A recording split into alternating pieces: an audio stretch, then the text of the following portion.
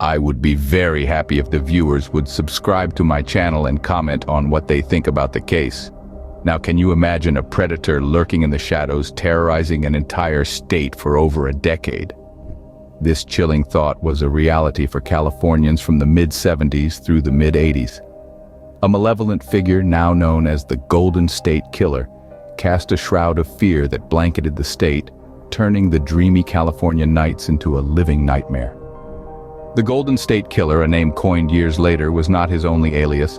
He was also known by several other monikers, each one a chilling reminder of his reign of terror. As the East Area rapist, he instilled fear in the hearts of Sacramento residents with a series of brutal home invasions and sexual assaults. As the original Night Stalker, his horrifying spree expanded south, leaving a trail of murder in his wake. And as the Visalia ransacker, he left a string of burglaries that marked the beginning of his criminal career. What made this predator even more terrifying was his signature modus operandi. He was meticulously methodical, stalking his victims for days, learning their routines, and striking when they were most vulnerable. He would break into homes in the dead of night, shining a flashlight in his victims' faces, creating a sense of paralyzing fear before he committed his atrocious acts. His chilling phone calls taunting the victims and the police added another layer to his horrifying persona. Yet, despite his chilling actions, this remained a faceless phantom. The police were always one step behind, unable to catch this elusive figure. The citizens of California were left to live in constant fear, their sense of security shattered. The Golden State had turned into a state of terror.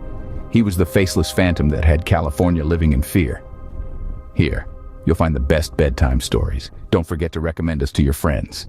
A master of evasion, the Golden State Killer was always one step ahead of the law. His reign of terror began as a series of burglaries, each one meticulously planned and executed with chilling precision. It wasn't simply the theft that sent shivers down the spine of the Golden State. It was the audacity of the crimes, the brazen invasions into the sanctity of people's homes. But the Golden State Killer didn't stop at burglary. His crimes escalated into a horrifying wave of sexual assaults. With each attack, the fear among residents grew, a palpable dread that hung over the state like a dark cloud. The safety of their homes, their neighborhoods, their communities was shattered. The Golden State was no longer a dream. It had become a nightmare. What made this reign of terror even more chilling was the killer's ability to stay ahead of the law. He was a shadow, a specter that haunted the Golden State. He was known to use disguises, to plan his attacks with a terrifying level of detail. He studied his victims, their routines, their homes. He knew when they would be most vulnerable, and he struck with a cruel efficiency. And despite the best efforts of the law enforcement, the Golden State Killer slipped through their fingers time and time again. He was a phantom, always disappearing before the dawn, leaving behind a trail of devastation and terror. He seemed to be invincible, untouchable. But every reign of terror has its end. Every monster, no matter how cunning, leaves behind clues. And as the Golden State Killer continued his violent spree, unbeknownst to him, he was leaving behind the seeds of his own downfall. Every crime, every victim, every terror-filled night was a piece of a puzzle that would eventually lead to his capture. Yet as he continued his violent spree, little did he know that the seeds of his downfall were being sown. Then, as swiftly as his reign of terror had begun, it ended. In the year 1986, the Golden State Killer's wave of heinous crimes abruptly ceased. The sudden silence was as bewildering as it was chilling. For a decade, this phantom had instilled fear deep into the hearts of Californians, and then, without any apparent reason, he vanished into thin air. So, why did he stop? A multitude of theories have been proposed over the years. Some crime experts believe that Joseph James DeAngelo, the man later identified as the Golden State Killer, may have felt the heat of law enforcement closing in. Others speculate that a significant life event, perhaps a marriage or the birth of a child, might have led to the discontinuation of his criminal activities. There are even some who suggest that he might have relocated, changing his hunting ground entirely. However, these are all conjectures, and the truth remains shrouded in mystery. What we do know is that the sudden cessation of his crimes brought a wave of relief that washed over the terror-stricken communities of California. Yet this relief was tainted with an enduring sense of dread. The Golden State Killer had gone silent, but he was not forgotten. His absence was almost as terrorizing as his presence had been. His victims and their families lived in constant fear of his return. The communities he tormented were left with a haunting legacy of unsolved crimes, unanswered questions, and a palpable sense of unease. The fear of the unknown was in many ways as powerful as the fear of the known. The Golden State Killer's silence was not an end, but rather a dreadful interlude. His crimes had ceased, but the fear, the mystery, the terror, they persisted. His reign of terror had ended, but the scars he left behind were far from healed. The Golden State Killer might have gone silent, but his name echoed loudly in the minds of those he had terrorized. But even in his silence, the Golden State Killer's shadow loomed large over California. The Golden State Killer had vanished, but he was far from forgotten. As the new millennium dawned, interest in the case was reignited. The terror he had once inflicted remained seared in the minds of those who had survived and the loved ones of those who hadn't. The case, though cold, was not dead. It was a puzzle many were determined to solve. A new era had dawned, and with it breakthroughs in DNA technology that would prove instrumental in the hunt for the Golden State Killer. The once cutting-edge techniques of the 70s were now archaic. The dawn of the 21st century brought with it the advent of genetic genealogy. This technique allowed investigators to compare the DNA from the crime scenes to public genealogy databases, potentially identifying relatives of the suspect and therefore the suspect himself. But alongside these scientific advancements, the tireless work of investigators and online sleuths kept the case alive. These digital detectives, scattered across the globe, pored over the facts, obsessed with unmasking the face behind the moniker. They shared theories, mapped out timelines, and pieced together the puzzle that had stumped professionals for decades. Their collective dedication and persistence breathed new life into the case.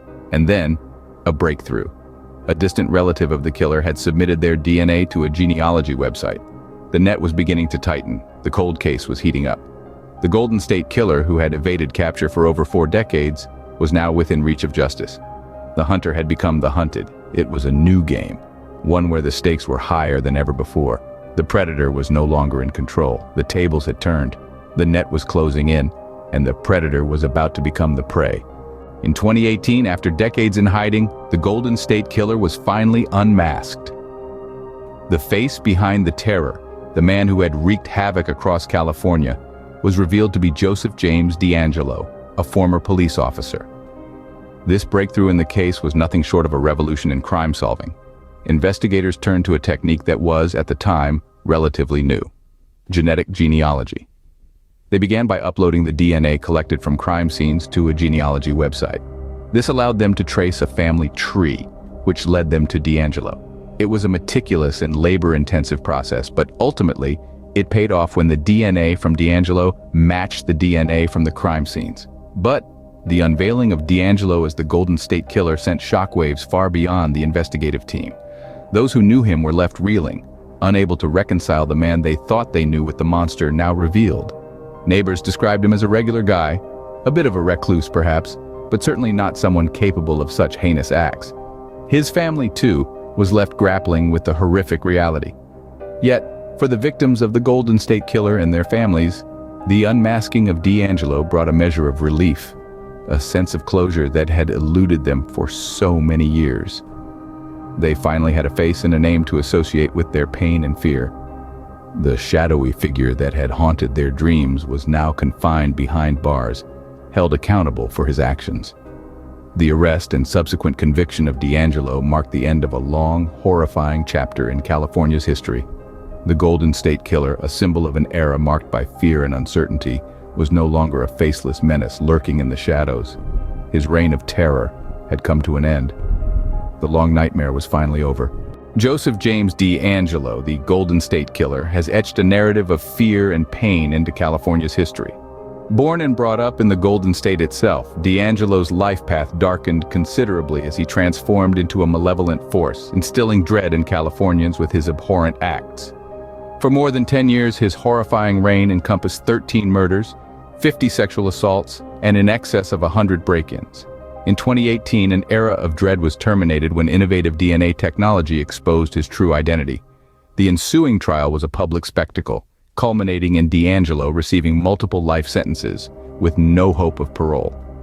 However, the reverberations of his atrocities continue to be felt. The survivors, their kin, and indeed all of California bear the weight of DeAngelo's heinous actions. His monstrous acts have left an irreversible imprint, a terrifying narrative that remains alive even today. The reign of the Golden State Killer may have concluded, but his ominous legacy persists, a malevolent specter forever etching his name into the dark annals of true crime. Even as the reign of terror attributed to the Golden State Killer has ended, the scars etched into the fabric of society remain. The echoes of his heinous acts continue to reverberate through the lives of the victims, their families, and the wider community of California. The dark legacy left behind by DeAngelo, a chilling narrative of dread, pain, and violation, is one that we must remember, not to instill fear, but to learn from this horrifying chapter in our history. The crimes committed by the Golden State Killer were not just against individuals, but against humanity itself. They serve as a stark reminder of the depths to which human nature can sink. Yet they also underscore the importance of vigilance, community, and the power of technological advancements in ensuring justice prevails. In the face of this disturbing legacy, we find a beacon of hope in the strength and resilience of the survivors. These individuals who endured unimaginable horror have shown extraordinary courage in their journey to healing. Their stories are a testament to the indomitable human spirit, a beacon of light in the darkest of times. While the Golden State Killer's dark legacy will forever haunt the annals of true crime, let us not forget the resilience and strength that emerged in its aftermath. The survivors, their families, and the community at large stand as a powerful testament to the enduring human spirit. As we move forward, let their courage guide us, their resilience inspire us, and their stories remind us of the power of hope and healing.